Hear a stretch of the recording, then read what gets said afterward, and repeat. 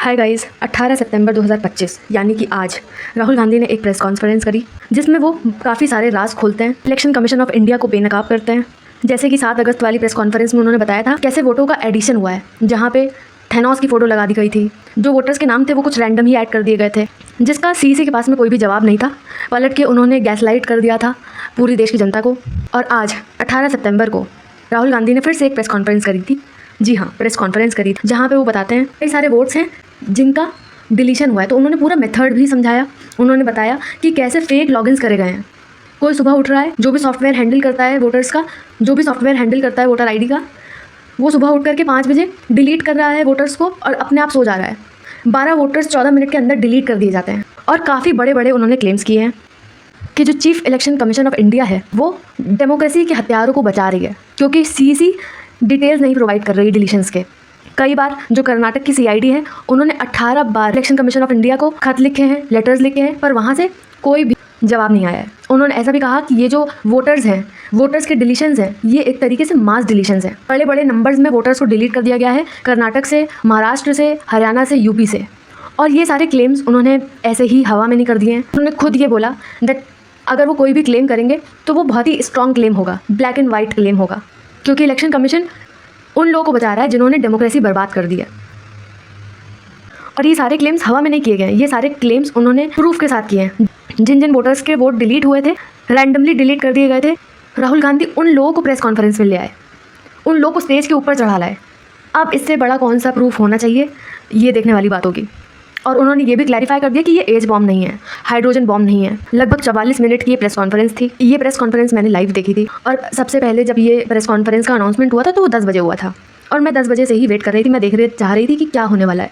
तो 10 बजे स्टार्ट नहीं हुई थी, 10:30 पे भी स्टार्ट नहीं हुई थी। तो मुझे थोड़ी सी इरिटेशन होने लगी थी कि भाई ये क्यों नहीं स्टार्ट हो रही है। एटलीस्ट इतनी बड़ी अगर अनाउंसमेंट करी गई है, पूरा देश इस चीज़ का इंतजार कर रहा है, तो उसे थोड़ा सा जल्दी स्टार्ट होना चाहिए, डिसिप्लिन्ड वे में, एटलीस्ट टाइम पे स्टार्ट होना चाहिए। पर ऐसा कुछ भी नहीं हुआ था। लगभग 11:15 के आसपास ये प्रेस कॉन्फ्रेंस स्टार्ट हुई।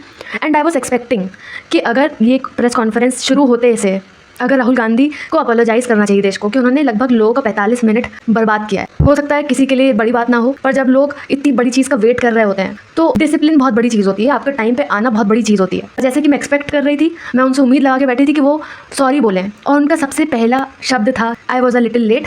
तो उन्होंने अपोलोजाइज़ किया देश से, माफ़ी मांगी देश से। तो जैसे कि काफ़ी सारी फिल्में आई हैं, Kashmir files, Kerala files, Bengal files, तो इसीलिए राहुल गांधी ने भी पॉप कल्चर को फॉलो करते हुए अपने इस प्रेस कॉन्फ्रेंस की शुरुआत करी द अलंद फाइल्स नाम से, और एक अनडिनाइबल क्लेम किया कि जो ज्ञानेश कुमार हैं, chief election commissioner of India, जो कि कॉन्स्टिट्यूशनल बॉडी के हेड हैं, वो वोट चोर्स को प्रोटेक्ट कर रहे हैं, वोट चोरी को प्रोटेक्ट कर रहे हैं। अगर वो वोट चोरी को प्रोटेक्ट नहीं कर रहे हैं तो सामने से आकर के डेटा दें, सामने से आकर के प्रूफ करें। देश उनसे यही उम्मीद लगा के बैठा है कि अगर वोट चोरी हुई है तो उसको एक्सेप्ट करें। अगर कोई सामने वाला बोल रहा है कि वोट चोरी हुई है, वो उसका प्रूफ दे रहा है। अगर आप ये कह रहे हैं वोट चोरी नहीं हुई है, तो आप उसका प्रूफ दें कि वोट चोरी नहीं हुई है। जो सामने वाली अपोजिशन पार्टी है, लीडर ऑफ अपोजिशन है, वो झूठ बोल रहे हैं, आ करके प्रूफ देना चाहिए, ना कि पूरे देश को गैसलाइट करना चाहिए। क्योंकि राहुल गांधी का साफ साफ क्लेम रहा है कि जो भी वोटर्स अपोजिशन को वोट कर रहे हैं या अपोजिशन को वोट करना चाह रहे हैं, उन वोटर्स को बड़े नंबर्स में डिलीट कर दिया गया है। जैसे कि दलित्स हो गए, ट्राइबल कम्युनिटीज़ हो गई, ओबीसीज हो गए, इन सारे वोटर्स को बहुत बड़ी नंबर में डिलीट किया गया है। और इसका राहुल गांधी ने क्लेम दिया है, ऐसे ही हवा में, ऑन पेपर कोई क्लेम नहीं है, साफ साफ इंसानों को लाकर के खड़ा कर दिया है। जिन वोटर्स के वोट डिलीट हुए हैं उन वोटर्स को ही प्रेस कॉन्फ्रेंस के सामने लाकर के खड़ा कर दिया है, पूरे देश के सामने लाकर के खड़ा कर दिया है। और उन्होंने साफ साफ ये क्लेम किया कि वो सिर्फ प्रूफ रखेंगे, जजमेंट पूरे देश का होगा कि वो सच बोल रहे हैं कि झूठ बोल रहे हैं। द आलंद फाइल्स नाम करके जो राहुल गांधी ने पेश किया अपना आर्गूमेंट वहाँ पे, तो कर्नाटक में 2023 में इलेक्शंस हुए थे, वहाँ पे भी वोट चोरी हुई थी, तो उसको भी राहुल गांधी ने एक्सपोज किया है। आलंद में 6000 वोट्स डिलीट हुए हैं, और हो सकता है कि ये नंबर और ज़्यादा हो, पर जो प्रूफ है उस हिसाब से लगभग 6000 वोट्स डिलीट हो चुके हैं आलंद के। और यहाँ जो वोट डिलीशन हुआ ये सिस्टमैटिक तरीके से पकड़ा नहीं गया है, ये कोइंसिडेंटली पकड़ लिया गया है, गलती से पकड़ लिया गया है वोट डिलीशन का प्रोसेस। क्योंकि जो आलंद कॉन्स्टिट्यूएंसी है उसमें जो बूथ ऑफिसर एलोकेटेड थी, वहाँ पे उन्होंने देखा कि उनके कोई रिलेटिव आए हैं वोट करने के लिए और उनका वोट डिलीट हो चुका है। फिर उस ऑफिसर ने चेक किया जाकर के कि किसने वोट डिलीट किया है, कैसे वोट डिलीट किया है। तो जब उन्होंने चेक किया तो उन्होंने ये पाया कि उनके किसी पड़ोसी ने वोट डिलीट किया है। और जब उस ऑफिसर ने पड़ोसी से जाकर के पूछा तो उस पड़ोसी ने बोला कि मैंने तो कुछ किया ही नहीं है, मैंने कोई वोट डिलीट नहीं किया है। तो राहुल गांधी का साफ साफ ये कहना था कि वोट डिलीशन उस वोटर ने नहीं किया, तो कोई अलग ही फोर्स थी जो वोट डिलीशन में यहाँ पे काम कर रही थी। तो किसी और ने ही इस प्रोसेस को हाईजैक कर लिया था और वोट डिलीशन का काम किया था। और एक लेडी है गोदाबाई, और इनके नाम पे किसी ने फेक लॉगिन्स क्रिएट कर दिए और 12 ओरिजिनल वोटर्स को डिलीट कर दिया। और इस चीज़ का भी राहुल गांधी ने प्रूफ दिया, एविडेंस दिया। ऑन पेपर नहीं, हवा में कोई एविडेंस नहीं था, साफ साफ गोदाबाई को ही प्रेस कॉन्फ्रेंस के सामने ला दिया, गोदाबाई की वीडियो ही वहाँ पे चला दी, और जिसमें गोदाबाई ने बोला कि उन्होंने कोई एप्लीकेशन नहीं करी थी कि उनका वोट डिलीट कर दिया जाए, उन्हें वोट नहीं करना है फ्यूचर में, ऐसी कोई उन्होंने एप्लीकेशन नहीं करी थी, इस चीज़ से उनका कोई कनेक्शन ही नहीं है और उन्हें नहीं पता कि उनका वोट कैसे डिलीट हो गया। एविडेंस नंबर 2 यूज़ करते हुए राहुल गांधी बताते हैं कि जो सूर्यकांत नाम का वोटर है उसकी आइडेंटिटी यूज़ करी जाती है 12 वोटर्स को डिलीट करने में, और वो 12 वोटर्स 14 मिनट में डिलीट हो जाते हैं और उसको कोई आइडिया नहीं होता है कि ये कैसे होता है।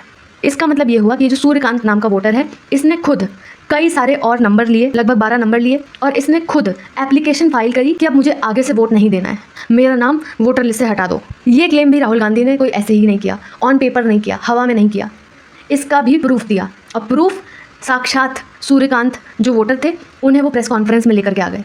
मेरे नाम पे 12 लोगों का नाम डिलीट किया गया है, हालांकि मुझे मालूम नहीं, मैं कभी किसी को मैसेज भेजा भी नहीं, मैं बुलाया नहीं। ये बबीता आके पूछने से पता चला कि मैंने मेरे फ़ोन से ऐसा मैसेज किया, लेकिन असल में मैंने किसी को भी मैसेज नहीं किया। एविडेंस 3 में राहुल गांधी बताते हैं कि एक वोटर नागराज के आईडी से लॉगिन किया जाता है, फ़ोन नंबर से लॉगिन किया जाता है, और 2 एप्लीकेशंस 36 सेकंड के अंदर फिल करके सबमिट कर दी जाती हैं, जो कि ह्यूमनली पॉसिबल ही नहीं है। राहुल गांधी बोलते हैं कि ये सारे फॉर्म्स एक बार फिल करके देखिए, फिल करके सबमिट करने की कोशिश करिए और देखिए कि कितना टाइम लगता है। 36 सेकंड में एक नॉर्मल फॉर्म भरना पॉसिबल ही नहीं है। ये जो तीसरा वोटर नागराज हैं, ये सुबह किसी भी टाइम पे उठते हैं, 4:07 पे लॉगिन करते हैं, एप्लीकेशन सबमिट करते हैं, और दूसरी एप्लीकेशन ये सबमिट करते हैं 4:08 और ऐसे ही कई सारे क्लेम राहुल गांधी करते हैं।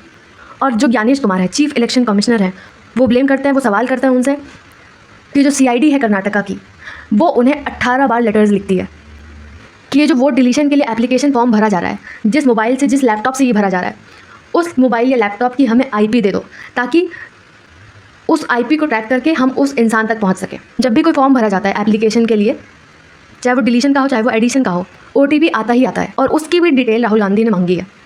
और जब ज्ञानेश कुमार कोई भी रिस्पॉन्स नहीं दे रहे हैं, कोई प्रूफ नहीं दे रहे हैं, जो उनसे डिटेल्स मांगी जा रही हैं वो नहीं दे रहे हैं, तो मतलब कि ये है कि ज्ञानेश कुमार वोट चोरी को प्रोटेक्ट कर रहे हैं। और ऐसा बहुत सारे लोग सोच सकते हैं कि क्यों दे वो डिटेल्स, क्या उनकी जिम्मेदारी बनती है। राहुल गांधी कौन होते हैं? Rahul Gandhi leader of opposition है, वो अपोजिशन है। देश में अपोजिशन का जितना ज़्यादा महत्व होता है वो किसी का नहीं है। उनके पास में लोकसभा में सीटें हैं और उनके पास पूरा हक है, देश के पास में पूरा हक है इलेक्शन कमीशन ऑफ इंडिया से डिटेल्स मांगने का। और इलेक्शन कमीशन ऑफ इंडिया की ये रिस्पॉन्सिबिलिटी बनती है कि जो उनसे मांगा जा रहा है वो दें या फिर वो प्रूफ दें। और ये कौन कर रहा है, ये सिर्फ इलेक्शन कमीशन ऑफ इंडिया को पता है। राहुल गांधी एक बहुत बड़ा क्लेम भी करते हैं कि इलेक्शन कमीशन ऑफ इंडिया से भी उनकी कोई मदद कर रहा है। पहले कोई मदद नहीं कर रहा था, पर अब इलेक्शन कमीशन ऑफ इंडिया के अंदर से भी उनको मदद मिल रही है, क्योंकि जब इलेक्शन कमीशन ऑफ इंडिया अगर किसी को प्रोटेक्ट कर रहा है तो वो एक अटैक है कॉन्स्टिट्यूशन ऑफ इंडिया पे, वो अटैक है लोगों पे, वो अटैक है लोगों के फ्यूचर पे। क्योंकि महाराष्ट्र की एक कॉन्स्टिट्यूएंसी में लगभग 7,000 वोटर्स को ऐड कर दिया जाता है, फेक वोटर्स को ऐड कर दिया जाता है। ये राहुल गांधी ने शोकेस किया कि ये जो आनंद के 6,000 वोटर्स हैं और ये महाराष्ट्र के जो रजौरा के 7,000 वोटर्स हैं, ये सिर्फ एक टिप ऑफ आइसबर्ग है। और 2 स्टेट्स की सिर्फ 2 छोटी छोटी कॉन्स्टिट्यूएंसीज़ का ये हाल है, तो सारी कॉन्स्टिट्यूएंसीज़ का और पूरे देश की क्या ही हालत होगी, किस लेवल पे वहाँ पे क्या हो रहा होगा, कौन सा एडिशन होगा, कौन सा डिलीशन हो रहा होगा, वो एक बहुत बड़ी मिस्ट्री है। और ये जो भी एडिशन और डिलीशंस हुए हैं, ये किसी कॉल सेंटर्स का यूज़ करके, सॉफ्टवेयर्स का यूज़ करके किए गए हैं। तो ये देखने वाली बात होगी कि अब आगे इलेक्शन कमीशन ऑफ इंडिया क्या करता है, क्योंकि राहुल गांधी ने ऐसी उनसे डिमांड करी है कि 1 हफ्ते के अंदर जो भी ट्रैकिंग डिटेल्स हैं, जो कि OTP के ट्रेल्स हैं, जो भी IP एड्रेसेस हैं, जहाँ से ये सारे फेक एडिशंस हुए हैं, फेक डिलीशंस हुए हैं वोटर्स के, इनको ट्रैक किया जा सके, इनकी डिटेल्स मांगी राहुल गांधी ने।